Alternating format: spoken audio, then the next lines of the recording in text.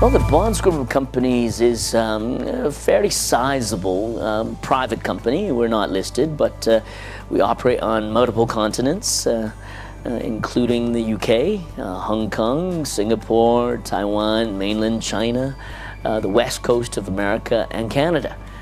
Primarily, our core business is real estate, investment and development, but we've also branched into hotel development and hotel management, as well as sort of strategic merger and acquisition of small cap, mid cap listed companies in Singapore and in the UK.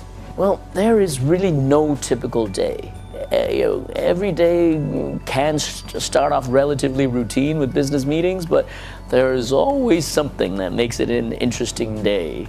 I think as chief executive of the group, you always encounter the unexpected, and staff and business unit managers always come to me for either advice, guidance, or an important decision, and there's always something I find that I have to deal with on a priority basis, something unexpected. Makes life interesting.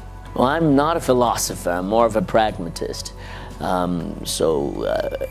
What I can tell you is what I observe and what I think is important that every chief executive of a sizable business ought to know in this post-financial crisis world.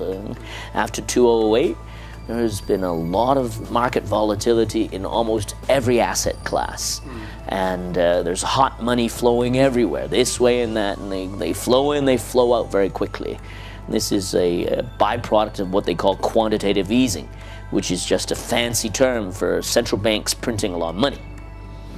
And of course, we do not shy away from taking on debt leverage. If banks and other financial institutions offer credit lines to us, we'll take it.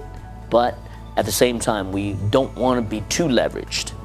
And so controlling risk is very important while we bravely look at and explore new business opportunities, because you cannot just be doing the same old day in, day out. The world is changing very fast. The markets, consumer preferences, consumer behavior is changing very fast.